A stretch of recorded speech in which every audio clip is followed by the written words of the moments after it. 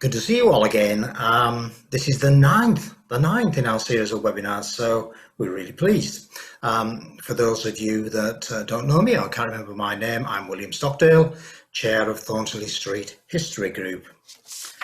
This evening's presentation is by Mark Newman, who will be talking about Beningboroughs Rediscovered, and Mark is the National Trust's archaeological consultant.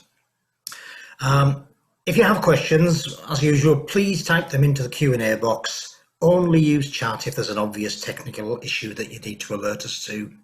We are time limited, so we may not manage to get an answer to every question, but we will do our very best to get as many answered as possible.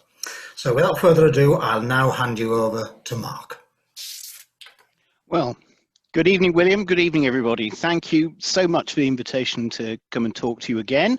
I have, as ever, prepared far too many slides because Beningbrough is such an exciting place and so many interesting stories to tell you. So, as ever, the emphasis is on you guys to listen quickly if we're all going to get it in the time we have available. So, I made a little bit of a probably an unwise assumption. We are now lagging. There we go. In that I assumed, talking to Thornton Street, that you would all know Beningbrough reasonably well, but I'm informed that we now have an international audience tonight. So that's splendid. So a little bit of introduction for all of you. Beningbrough Hall is, as you'll see, a rather fine baroque house owned by the National Trust, located about 8 miles to the northwest of the city of York. And this is a useful little sort of plan to locate it. We're moving out in the city in this direction, and the most significant thing about its siting probably is not so much its relationship to the Great North Road or Roman roads emanating from the city, but its location on the River Ouse. And I think both in early times, which we'll talk about in a little while, and in the 18th century, the best way of getting to and from Beningbrough was by the river, which sadly is not really the case anymore, but it's one of those things you have to remember when you come to visit the site, that you're not seeing it the way round that the Bouchers who owned it really had in mind. That's really only the first hurdle you have to get over to see a Beningbrough that's not obvious in front of you when you visit the site today. Well, this is the site that greets you when you arrive on the site, a really rather fine early 18th century baroque house.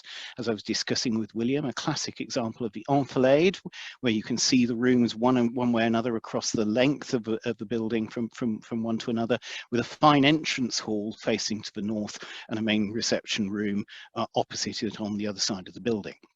The house was acquired by the National Trust in 1958 from the estate of Lady Chesterfield, and at the time, and it's interesting looking at the reasons why the National Trust takes places on, it was generally described as a good staircase with a bit of a house around it. It had the most marvellous still has the most marvellous cantilevered staircase, a really fine example. The house was thought to be, well, you know, kind of, it's an example of that type of work. But it was a place that had fallen on ill fortune. It was used as a base for air crew during the Second World War, rather knocked about in the process, and didn't really recover once the war was over. And for some time, the Trust struggled to think what it was going to do with this place. And the solution to that came in the late 1970s, when we went into a partnership with the National Portrait Gallery, and Beningbrough became the northern outpost for the NPG, their opportunity to get some of their collections on display in the north of England. And that role has continued up to the next step in Beningbrough's evolution, which is about to fall upon us in the next year or two's time.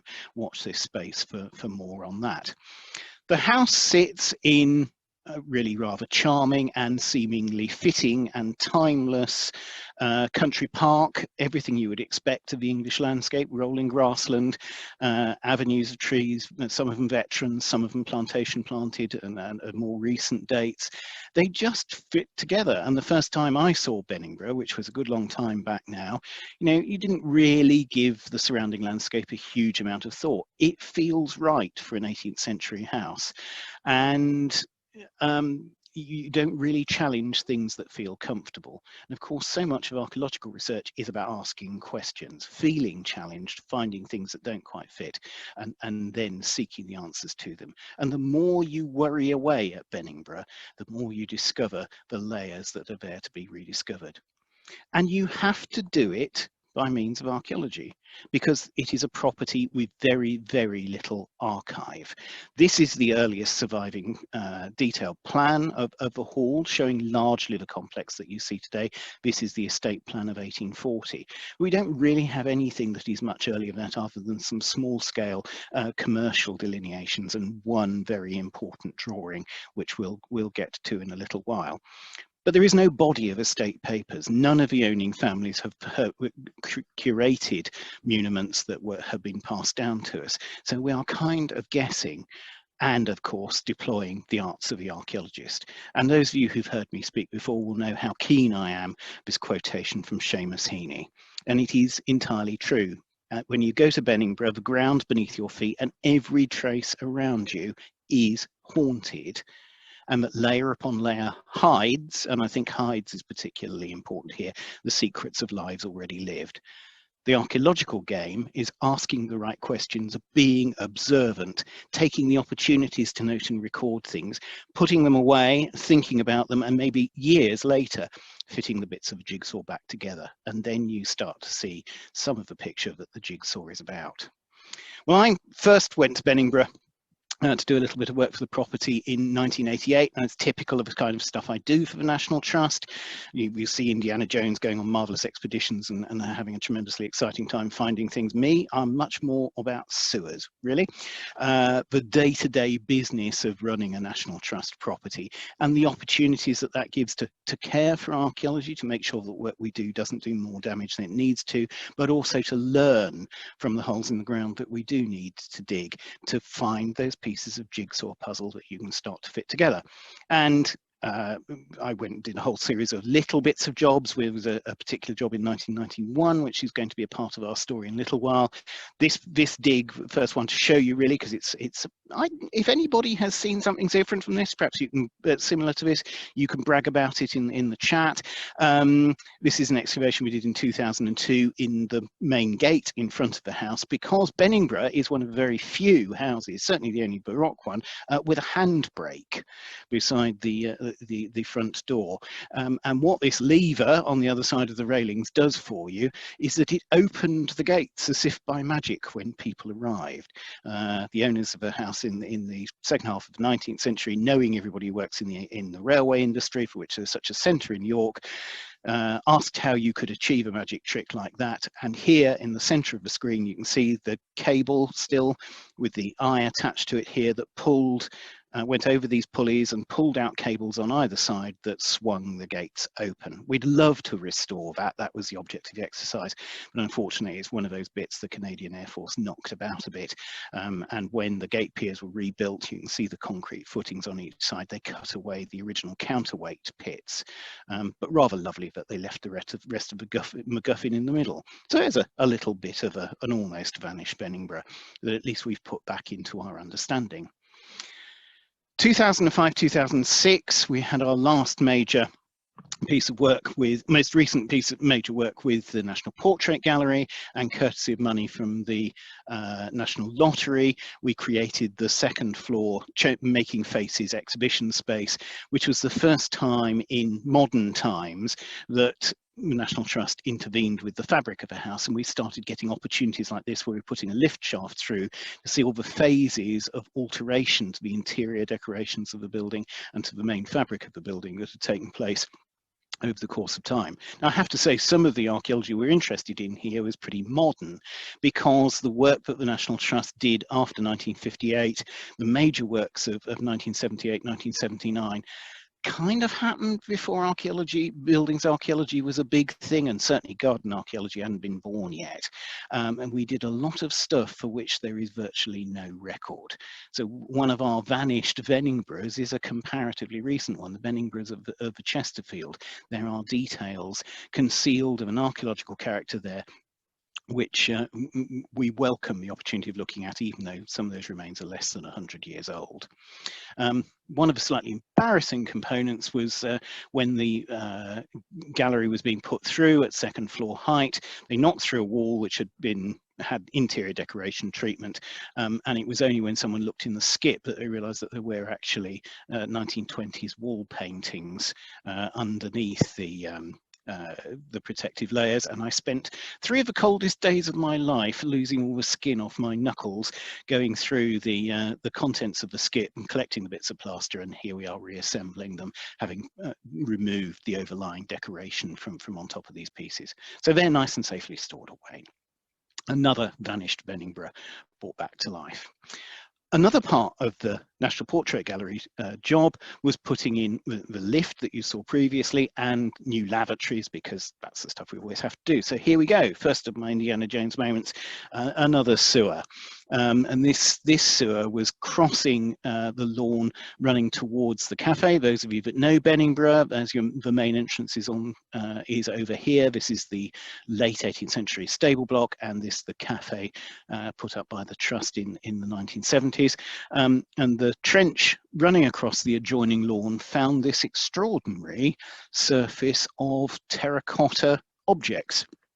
Here is a close-up of what they look like, a sort of corrugated surface made of these big terracotta slabs, so about 2.5 feet by 2 feet in rectangular form and curved across the top. On the gully made by every other row, there is a land drain, and here you can see one of them in section, and the surface of the terracotta objects had nice little signs of gardening, fork holes, for example, or spade cuts, where a gardener had been a little bit over enthusiastic. When we lifted some of these terracotta objects, we found that they weren't tiles as such, they are sections of a preformed tube, insulated tube. So 6 of them together make a complete circular tube of a little bit over 1 meter in diameter. I've never been able to find out what their original function is, but we know what they were doing here. A bit of documentary research showed that the house was famous, its head gardener was famous for his production of grapes, and also for malmaisons, a variety of carnation, which don't like the soil of Beningbrough. So these tiles were being used as an impermeable layer in the malmaison house, or possibly one of the vineries. We'll get to that story in a second, so that they could lay these down and then import appropriate soils of appropriate acidity for the horticultural activity to take place. It is in effect the Victorian equivalent of a nice sheet of visqueen plastic being used as an impervious layer, but a pretty interesting and unusual impervious layer. At the end of the trench, you just see this in the background here, the sewer line reached this stumpy little wall. I mean, as unpromising a piece of archaeology as you're ever likely to see, still there now as the railings round this part of the grounds. But what we could see was that the present little sleeper wall was built on top of a slightly wider structure with 2 doorways extending under the drive. This is part of the productive gardens of Beningbrough, quite a lot of which the National Trust took down with very little ceremony in the 1950s and then in the 1970s. But the structures to which this must relate are not shown on any of the historic mapping, and they are our first real handle on a really remarkable wealth of unseen buildings at Beningbrough, which we've had little glimpses of in the course of the development work. So this dig was 2005, 2006. We wrote it all up. We preserved almost all of those tiles in position. We managed to change the falls on the sewer, so the tiles were preserved. And then we went away, and we are now launching into a new project, creating new gardens at Beningbrough with a designer called Andy Sturgeon. The first one of which is the pergola garden, which is making use of this enclosed lawn area. So in 2018, we excavated 8 trenches for foundations for his new pergolas and exposed our friends the impervious layer of tiling again, and also particularly in the 4 along the back wall, features of earlier productive garden buildings. So it's a multi-phase series of brick structures and tanks here, which was in the further trench hole. And then at other points along the back, this little area of raised flooring, so presumably so that excess water drained through the bricks and wasn't hanging about in the propagation house, and this series of very rough built bays. I mean, I think something like a compost bay or for storing horticultural materials, so they could be easily were separated from each other and could be easily scooped out. Most of these brick structures we managed to adjust the foundation so that they survived in situ. In the case of the flooring, we did need to take the top skim off because it was just that little bit too close to the surface to be able to work around it.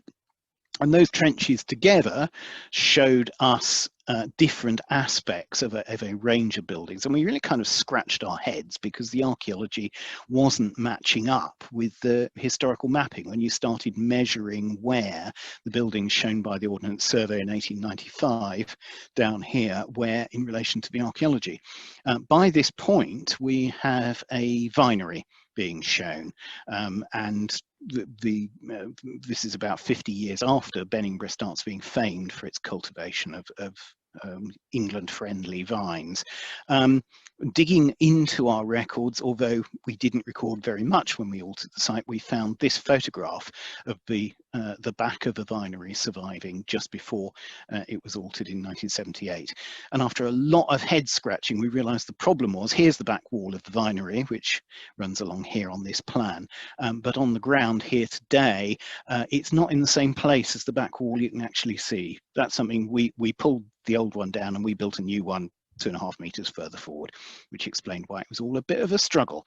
But we got there in the end, and now Andy's the first of the 4 Andy designed gardens is in place, the pergola garden, and please goodness you'll be able to go and visit again as it comes into its prime in the coming weeks. As with all of our excavations, he said with his fingers slightly crossed, they are written up. We produce excavation reports, and if you're interested in seeing that, drop me a line. I can happily send you a PDF which describes the work with a great deal more lucidity than I've managed in the last few minutes.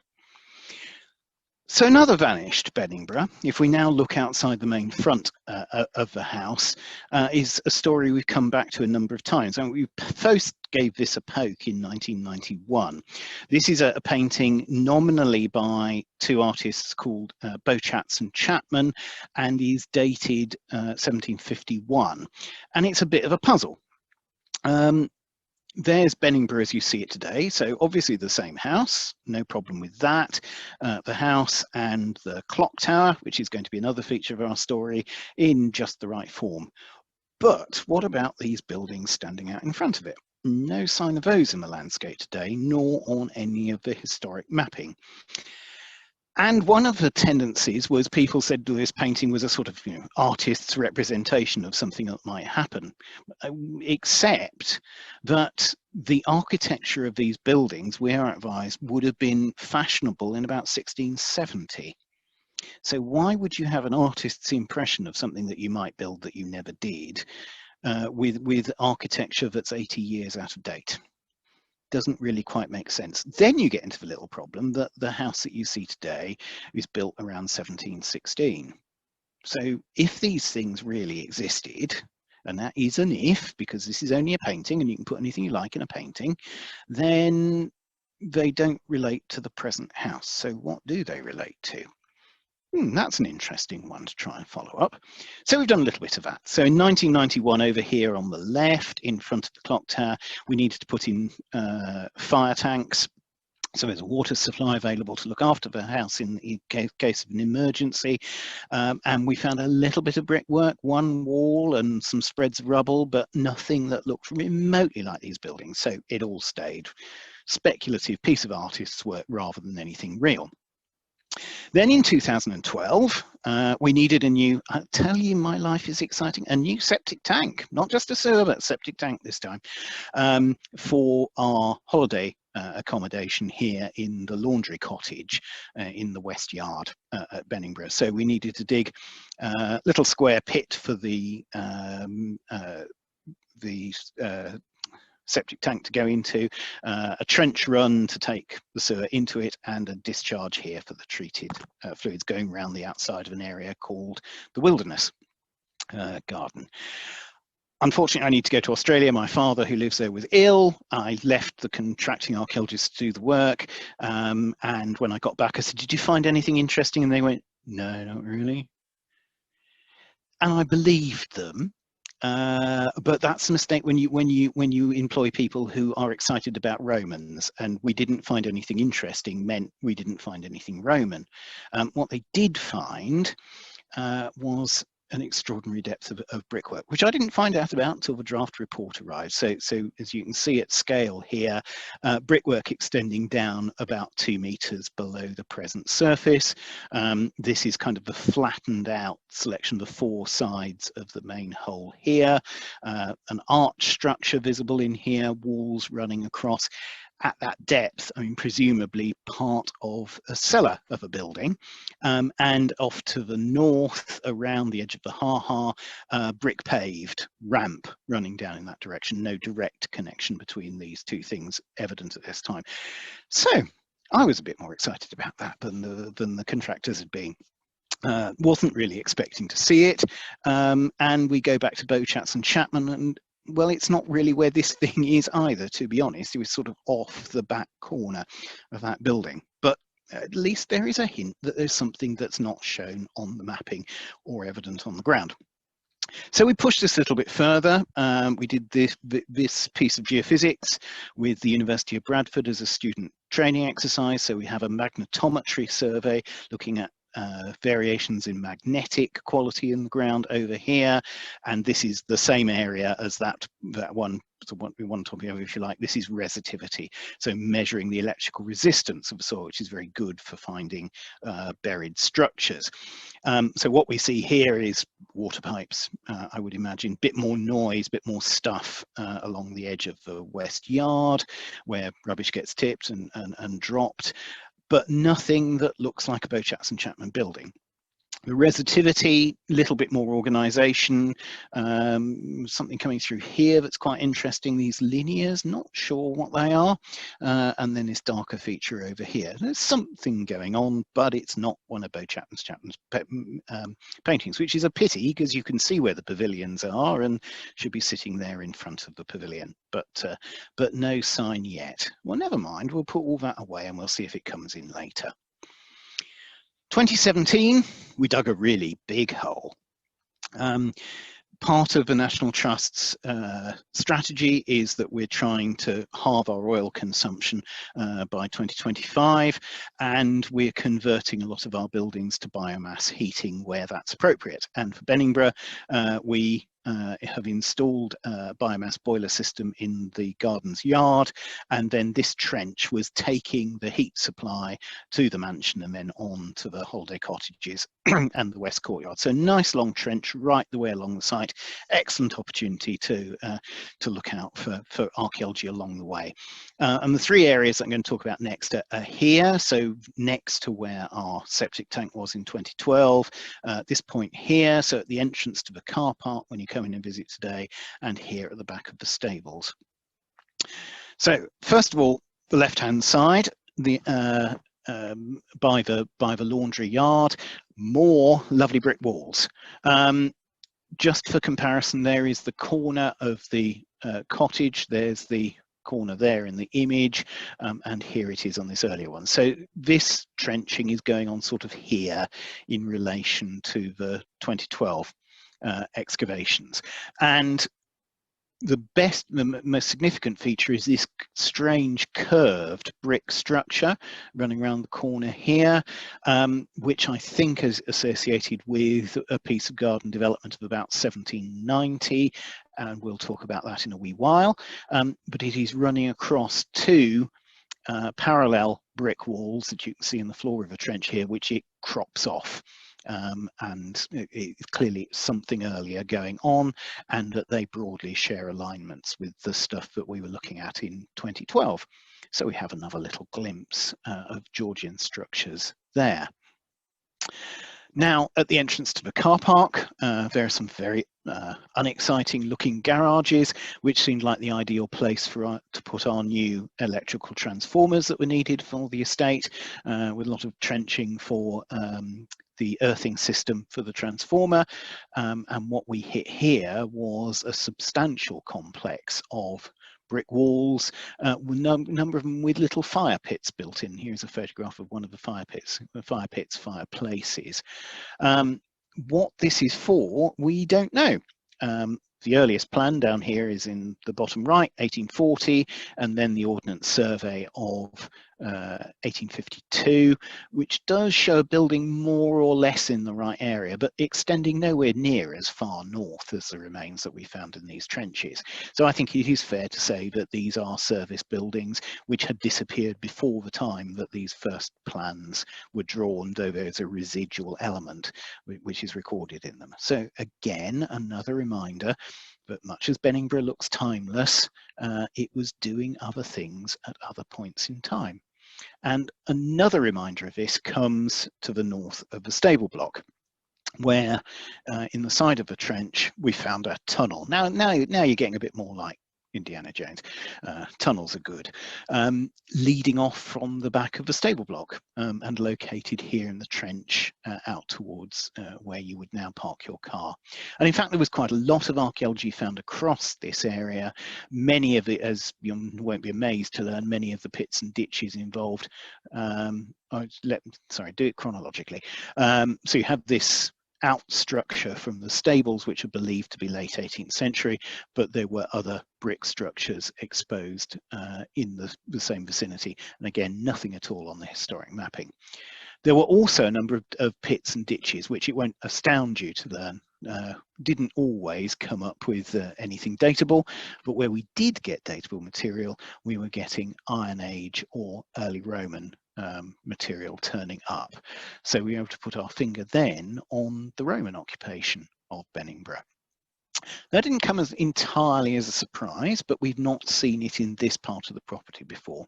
Where we've principally seen it is in the northern part of the park. In 1989, Anthony Crawshaw flew mission over the property, took a number of photographs and caught one of his fields beside the drive at a moment when the tenant farmer was reseeding the ground. And what you can see is the exposed subsoil, the darker streaks being where there is a negative archaeological feature, where there is more moisture accumulated. So as the soil dries out, it stays wetter that little bit longer. And as you've probably picked out for yourself, the really interesting bit is this bit here, which looks very much like what we call a winged corridor Roman villa. Nice and conveniently placed next to the river. So if you have your little country pad and move away from the hurly-burly of Roman York and paddle up or get somebody to paddle you up the river to your country seat here at what will become known as Beningbrough. Well, our friends at University of Bradford used this as a student training exercise as well. When we did an archaeological survey of the park, the conclusion that we drew was there's certainly medieval ridge and furrow, which is what I should have said, that sequence of straight lines across the landscape is. We couldn't really tell if they were running over the site of what we thought might be a villa, or if they stopped around it. Now, obviously, if they stopped around it, it is very unlikely to be a villa. It's just something that looks like a villa that's actually later, and if it's not on the historic mapping, tough luck. So what we did was, once again, through geophysics at the problem. So in the central image, this is the magnetic survey, and a very nice concentration of magnetic signatures pretty much over the site of the building and running down a little bit in front of it. And then the resistivity survey, which far more clearly than the surface earthworks was showing us that the ridge and furrow does indeed pass over the site of this structure, and therefore we do think it's Roman, and we think that it's probably been spared the worst rigors of modern cultivation.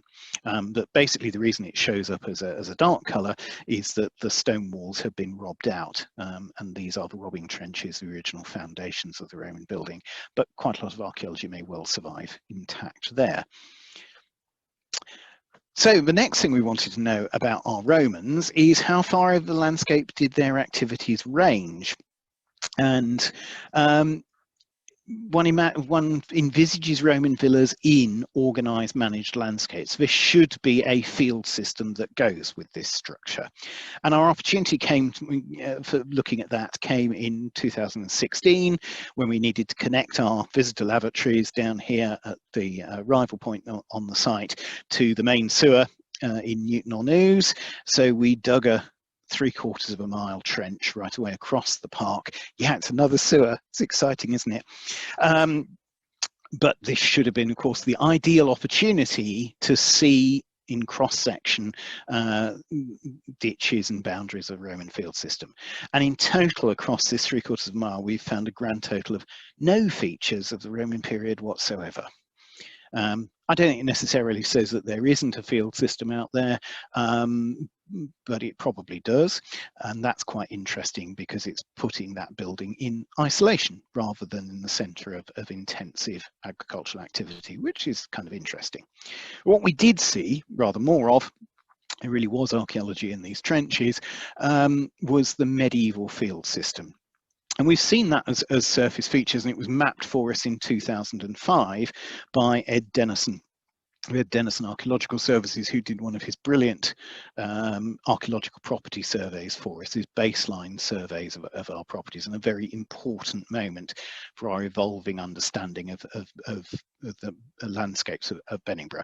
And here you can see the northern part of the park, adjoining on Newton, with these arrows indicating blocks of ridge and furrow, and with some other features tucked in here as well. Well, when Ed, okay, no, I'm going to take the story in a slightly different direction. So here, we're back to the aerial view of Benningbrough. You actually see some of the ridge and furrow that characterises the majority of the landscape. Ridge and furrow not especially well preserved, but perhaps some of it of medieval origin, perhaps some of it a little bit later, certainly multiple phases represented in the landscape from before the time when it became a park. In fact, much though we said at the beginning that the park fits with the house very nicely, and we think it is all one and the same thing, it isn't. And that the present park was only extended out to its boundaries in about 1819. Prior to that, the focus is the house and more the area in its immediate vicinity, and pretty much cropped off at this point. Although the lodge is of the later 18th century, and it was rather sort of optimistic by the family, the Earls, who owned it at that time, anticipating being able to turn this into parkland, but it didn't get incorporated as a park until enclosure agreements could be reached with the local village. So not an 18th century thing at all. It's a 19th century thing, and it's evolved quite a lot from its original layout. But we do know that the original Beningbrough Hall wasn't the one that we have today. It was a house established by this chap, Ralph Boucher, who buys Beningbrough in 1567 and then makes it his principal seat. The present house is the work of this chap, John Boucher, his great-grandson, and so the present house dates to around 1716. But there was an earlier house on the site, the only physical evidence of which is this inlaid panel with the initials of Ralph and his wife Elizabeth, which is supposed to have been moved from the old house to the new.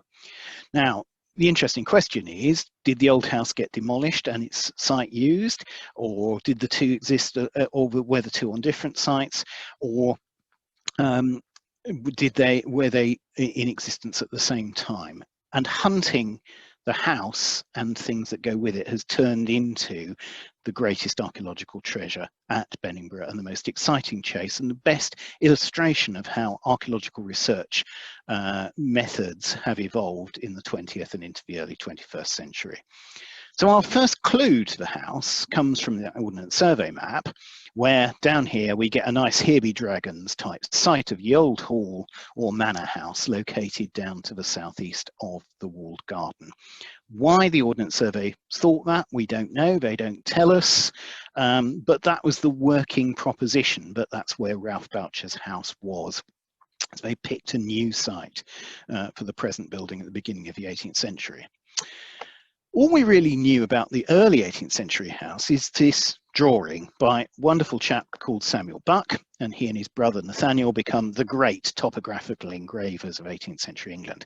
But as a young man, Buck toured Yorkshire with another fascinating antiquary called John Warburton, rustling up money for a county map and a county history, visiting houses and telling everybody they got the nicest one. And clearly they came to see the Bouchers at Beningbrough. And this drawing was done. Now, when I started back in the 1980s, we knew about this drawing, and it shows the sort of baroque gardens you might think would go with the house.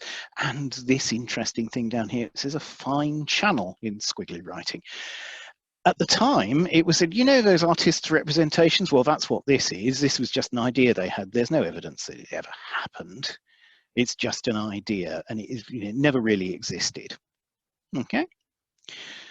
So another part of Anthony's flight in 1989, he takes a photograph of a house from the south, and the artist's impression appears to have left a crop mark behind. You can see here where the moisture is being retained, more or less, where the Buck drawing says a fine channel. So no, Buck is not a garden designer. He's a topographer. And the more you know about him, the less likely it is he was making any of this up. But we do obviously have something in the fields to the south of the house with some things coming off at 90 degrees from it. So that's where we were in 1989. 2005, Ed does his archaeological survey, and he comes back, and Ed's a very good archaeologist. And he said, you know, there are earthworks out there. Damn me if they're not the faintest earthworks I have ever seen. They're there, I can sort of get a sense for them, but, you know, you need them surveyed properly. So we brought in Historic England, and Historic England, who of course, you know, are the best earthwork surveyors going. They spent a week on the site, and they produced this plan of what they could detect. So here we have our fine channel again. Here you have the house, the 19th century ha-ha. This was a feature that Ned had particularly picked up on, this cluster of three shapes here.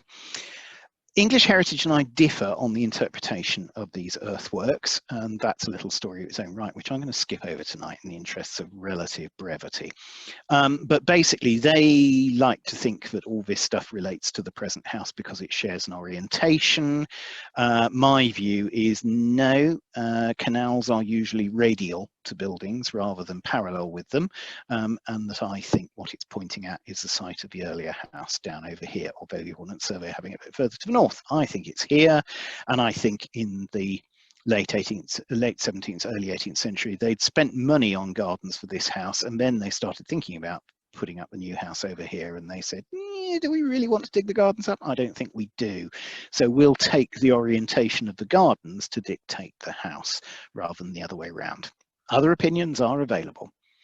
So then, courtesy of our wonderful friends at Natural England and their support for historic park management plans, we were able to bring Bradford back to do geophysics over this area south of the house. And in blue, you have the earthwork survey superimposed, and a very nice signature here for the fine channel, for a central feature running out on the main axis of the house.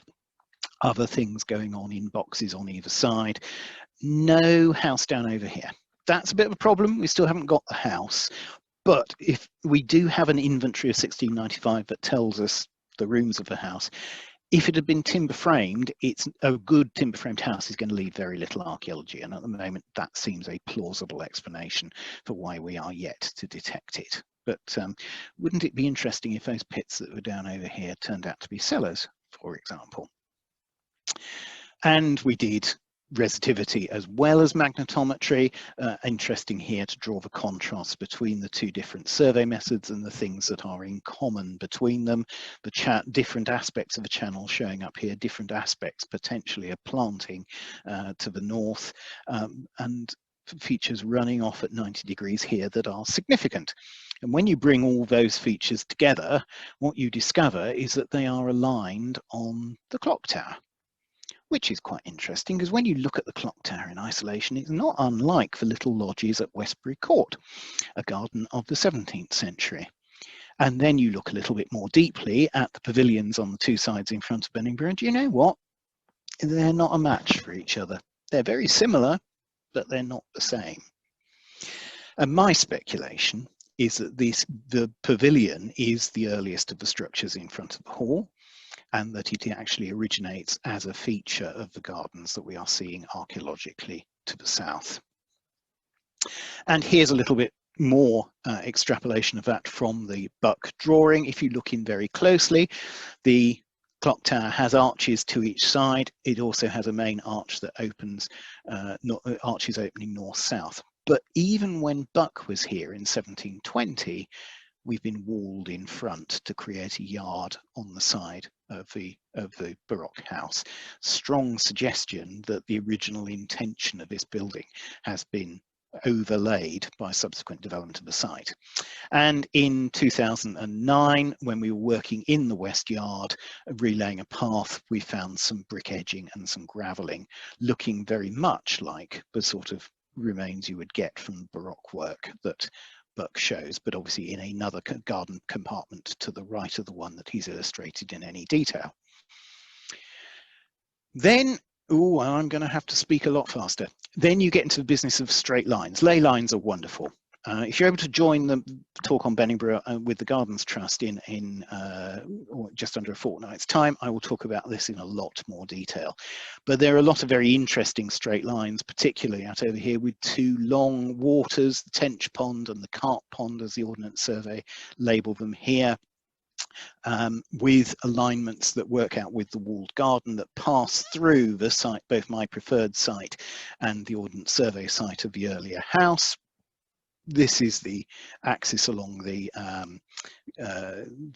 fine channel and the perpendicular line that is shown.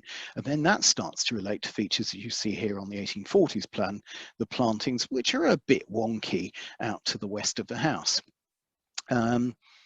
And then you turn to the Ordnance Survey 25-inch first edition of 1895, and actually they're not a bit wonky, that's just the way they've been drawn in 1840. They are straight lines that further take up the axes and the symmetry of the existing hall, though with the wilderness area kind of cut out and overlying over the top of them.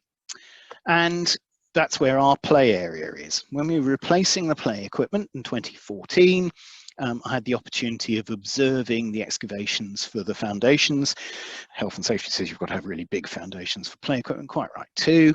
And that rather splendidly gave us a view down over just short of 2 meters of the soil section, which showed us that it was almost entirely made ground. So they brought soil in to within a ha-ha now enclosing the wilderness, and just at the junction between natural substrate and the imported soil we found this sherd of pottery, which is part of a loving cup of around 1790. And this seems to be good evidence that the Earl family who've acquired an interest in Beningbrough, who were financially embarrassed and spent a long time on the continent. You know, they clear their debts by the 1780s. They are back at Beningbrough and they renovate and change the earlier gardens, including laying out this element and probably putting the ha-ha around the rest of the site as well. So the 21st century chapter of the story is this wonderful stuff called LiDAR. And for those of you who don't know, this is absolutely the state-of-the-art surveying method that uses effectively a laser from an aerial mounted unit in an aircraft or a drone and fires light at the ground and then measures its return, and from that you can construct the most phenomenally accurate and sensitive mappings of the ground surface. We've commissioned a number of these surveys at a high resolution. As a kind of interim measure, the Environment Agency very generously made available to the public data from 1 meter resolution. And in 2016, I was asked to think about putting in a ground source heat pump system as another way of reducing our oil spend. And I was looking at the possibility of it fitting into ridge and furrow to the north of the hall rather than damaging lots of archaeology. And I just thought, I wonder if the Environment Agency LiDAR shows us anything. Could it show us the ridge and furrow? And we were looking at this area here, and sure enough, it doesn't give us a bad representation of the ridge and furrow, and that's all quite nice, really, isn't it? We like that. And then, back my mind went to the question of Beauchamps and Chapman. And you've got these buildings and you've got this forecourt that's coming out a lot further than the present one. And I wonder if it would actually look a little bit like the line that the LiDAR shows us there. Well, I think it kind of would. So maybe Beauchamps and Chapman were painting something that really existed as opposed to something that was entirely reconstruction. So then I've got that far with it and I'm thinking, well, I've spent 10 or 15 years looking at the garden, and we've got the very best earthwork surveyors out and they've shown us a certain amount, and we've got some geophysics out, and we've spent ages building up this picture. I wonder if a LiDAR shows us that at all. Yes. Do you ever get those moments when you think, oh right, I did waste quite a big chunk of my life then? The LiDAR is simply extraordinary. Here is, as I say, the best earthwork survey that you can draw, and here, free of charge, courtesy of the Environment Agency, is the LiDAR data. So things like these salt airs from the internal planting visible, of course our friend the fine channel, a series of little ponds down beneath that, a number of other garden compartments. This area is shown with so much more detail than we have been able to get any other way, and with interesting earthworks running off in that direction to the south. And the really super thing about the LiDAR is not only can you look at it like this, almost like an aerial photograph, the way we're familiar with it, but you can scoop up a handful of it and turn it to the light, change the lighting conditions, and it shows you different aspects. You've got to spend hours looking at this to squeeze all the goodness out of it. And I did have what I haven't been able to do yet is capture a video of that. I'm hoping to be able to crack that problem. I did have a long series of slides that just shows you can just move the sun to a more convenient position, basically, and then you can use different mathematics to look at this information, and it just throws archaeology at you left, right, and centre. So we were able to make these 3D models of the most extraordinarily subtle earthworks, which are so difficult to see in reality. You measure them, but you can't really see them very easily. And so we went back to the North Lawn again, and what have we got? Well, we've got something quite interesting there. Thinking back to our buildings, we appear to have a building in relation to that enclosure bank, though we've almost lost the enclosure bank from this image because I've moved the light to somewhere where it doesn't show up so easily. And the Bradford surveys, all fairness to Bradford, that's where they did their surveys, and that's where the LiDAR is suggesting that there are buildings. So it's not where Beauchamps and Chapman are showing it, but I think there are buildings out there. We've only identified this in the LiDAR in the last couple of weeks. It's real brand new fresh red meat for you to enjoy. So a cautionary tale about believing too much about things that you see in paintings, but equally not dismissing them too quickly. And the investigations continue. I feel we're getting quite close to the point where there is no kip and kniff view of Beningboroughs, more's the pity. But we're getting so much detail now, we're getting quite close to the point where we could draw our own. And wouldn't that be a fantastic project?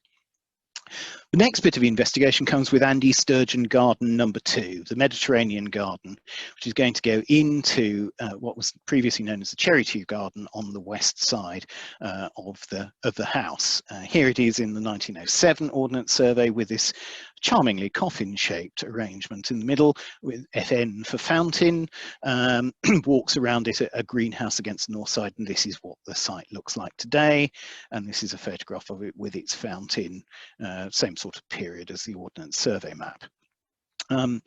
Andy's designs have walks and seating areas, stone wall structures running across the site in this direction, and water features and new planting to go in. We will have the opportunity to do archaeology ahead of that work.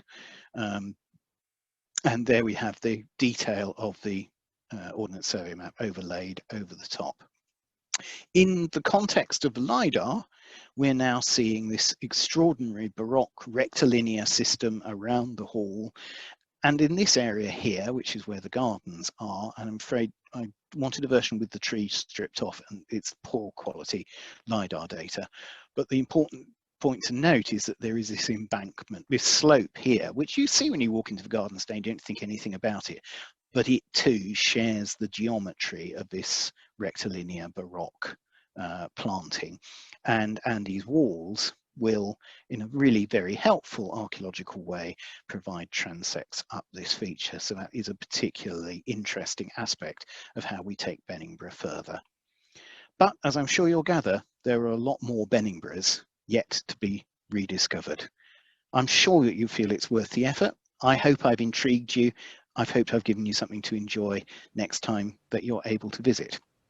And if you're interested in hearing a slightly different take on this, peeling off the layers of a garden, then I will shamelessly once again plug the upcoming talk with the Gardens Trust on the morning of Tuesday the 20th, or will be available for a week afterwards as a recording. Thank you very much indeed. And I'm sorry that I went over my time, but not by as much as I usually do. Thank you. Thank you very much, Mark. The first question is sewer related.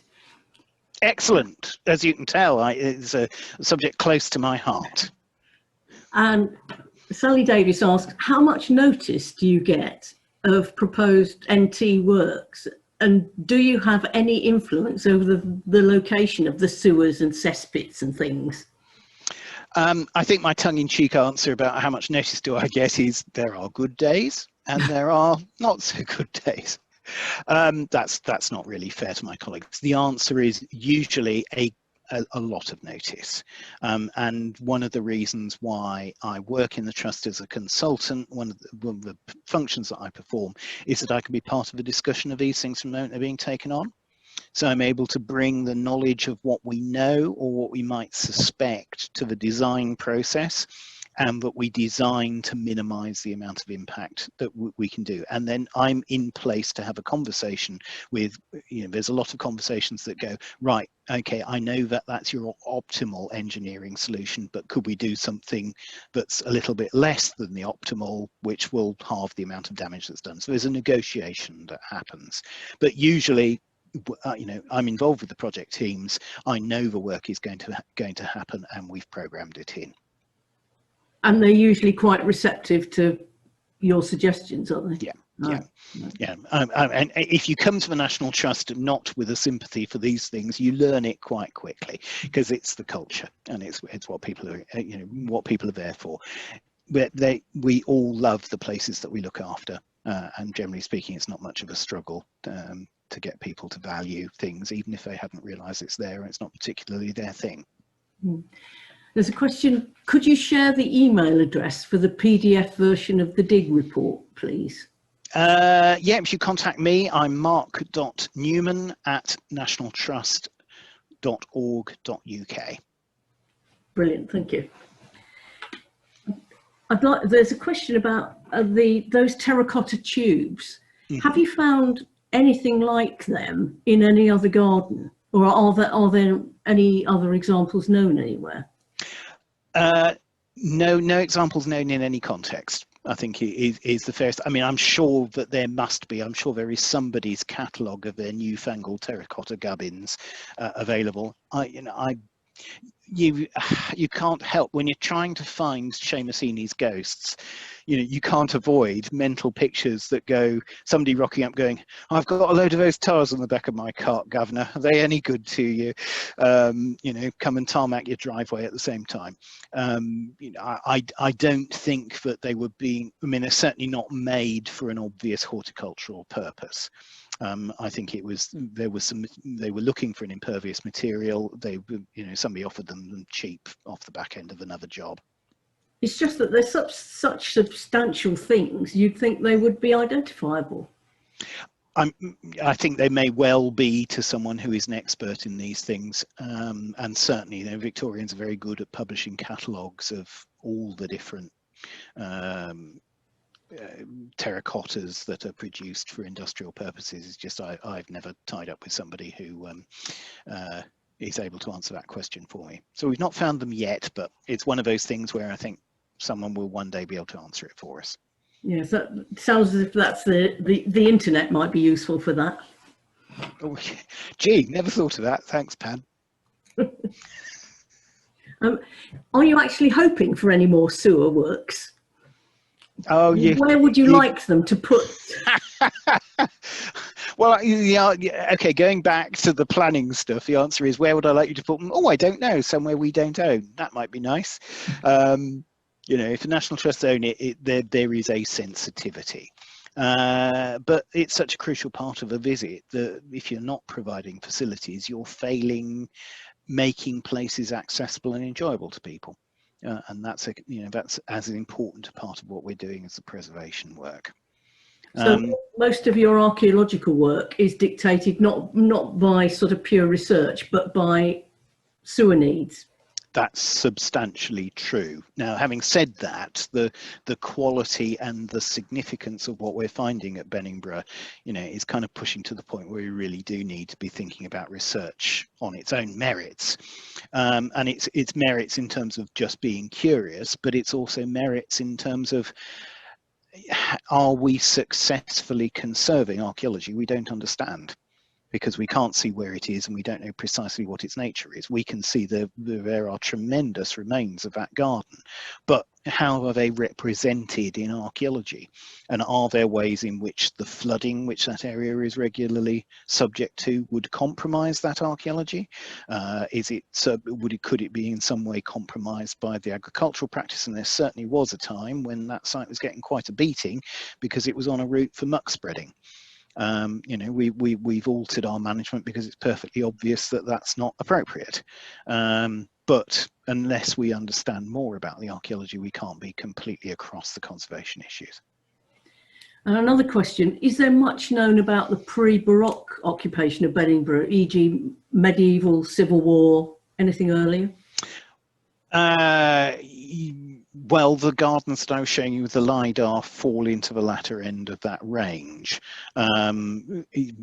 Of necessity, this was quite a quick trip through, but because of the absence of the documentary material, there isn't much to go on other than the surface earthworks of the field system, the knowledge of the Ralph Belcher house, how far we get to the relationship with those gardens, and if I'm right, they are late 17th century, or they are pre-Baroque but become absorbed into the Baroque's decorations.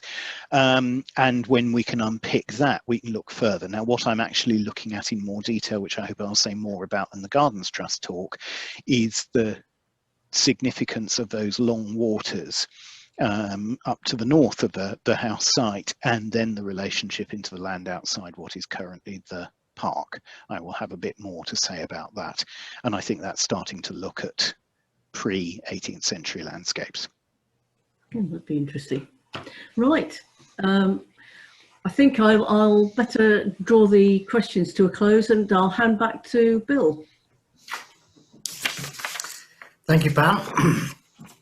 Well, Mark, yes, thank you for a fascinating and enlightening presentation. We're all probably quite excited now about getting back to Benningbrough and looking at it in a new light and searching out some of the things that you pointed out to us. So thoroughly enjoyable. I do hope that everybody enjoyed it as well. As always, feedback please, positive or otherwise. Without that, we don't really know how well we're doing. So if we could have that, that would be great. I now want to plug in our books. Thorntonley Street, our book, £5 plus £1.50 post and packing. Still got a few copies of this book by Chris Gerard about the soldiers captured at the Battle of Dunbar. More expensive, £15 for the book and £3.50 post and packing. Another book, this time a historical novel actually, and this one here that we have is by one of our regular attendees, Cassandra Clark, who is an author and a screenwriter, and this particular one, I think it's number 10 in her series, which is Murder at Whitby Abbey. There is a new one just out, so please get yourselves down to the local booksellers, order online. Really nice read actually, really nice read, and she has an excellent website as well, which I'm pleased to recommend. So that's Cassandra Clark. Thank you, Cassandra. Last thing that I want to plug is a magazine, a BBC magazine called Who Do You Think You Are? And they did a little feature on our Big Dig project. And it's only a single page, but it just gives an overview of what we did and why we did it. And if you do get a chance to go out and buy the magazine, which I think is the April edition, yeah, do it. Do it. Quite interesting. Okay, let's see. Where are we now? Moving on. Right. Our lottery fund is now ended. So if you would like to make a donation towards our future activities, which could revolve around excavation and survey within the villages, we'd be very, very pleased to take your money. And also, we have had quite a few people who've already made donations, and I'd like to thank them personally. So thank you very much for that. Bank account details, if you do feel that you're able to make a donation, the account is Thornton Street History Group with a sort code of 206146 and an account number of 03429881. Sort code 206146, account number 03429881. Thank you. Next webinar, Thursday the 15th, when we have James Lyle, and James is going to tell us all about local community archaeological groups and how they can carry out geophysical surveys and see if these are successful, and even whether, for us this is really, whether we might be able to find Roman roads using these techniques. We're still looking. Okay, that's about it for tonight. So until then, keep safe and well, get your jab if you can, but most importantly, keep safe and well. Good night.